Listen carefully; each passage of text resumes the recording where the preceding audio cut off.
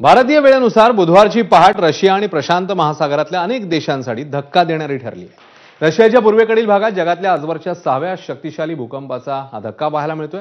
मात्र त्यामुळे आसपासच्या आणि प्रशांत महासागरातल्या 12 देशांना त्सुनामीचा इशारा देण्यात आलाय। याच संदर्भातला आढावा घेणारा हा स्पेशल रिपोर्ट पाहूया।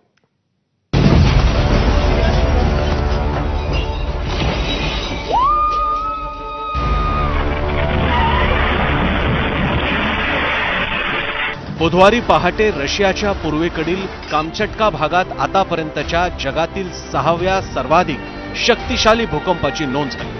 8.8 रिश्टर स्केलच्या या भूकंपामुळे जपानच्या उत्तरेपासून ते थेट अमेरिकेच्या पश्चिम किनाऱ्यापर्यंत समुद्रात मोठमोठ्या लाटा उसळल्या।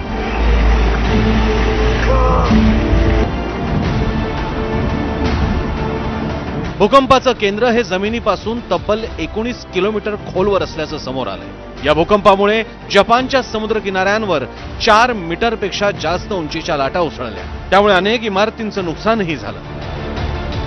काही भागात किनाऱ्यावर डॉल्फिन वाहून आले। त्सुनामीच्या लाटा एका दिवसापेक्षा जास्त वेळ राहणार असून उत्तर अमेरिकेच्या अलास्कातील किनारपट्टीलाही त्सुनामीच्या लाटा धडकल्या। तर अमेरिकेच्या पूर्व किनाऱ्यावरील कॅलिफोर्नियातही नागरिकांना समुद्र किनाऱ्यापासून दूर राहण्याचे आदेश देण्यात आले। रशियातल्या भूकंपामुळे जगभरात काय परिणाम झालाय तेही पहा। रशियात भूकंप, त्सुनामीचा धसका। जपानमध्ये हाय अलर्ट। 20 लाखांहून अधिक नागरिकांना सुरक्षित स्थळी हलवलं। आतापर्यंत कोणतंही मोठं नुकसान नाही, मात्र सतर्कतेचा इशारा। हवाईमध्ये त्सुनामी। प्रशांत महासागरातील हवाई बेटांवर 3 मीटरपेक्षा जास्त उंचीच्या लाटा उसळल्या। हवाईतील होनोलुलू भागात नागरिकांना उंच ठिकाणी स्थलांतर करण्याच्या सूचना देण्यात आल्या। कॅलिफोर्नियामध्ये इशारा।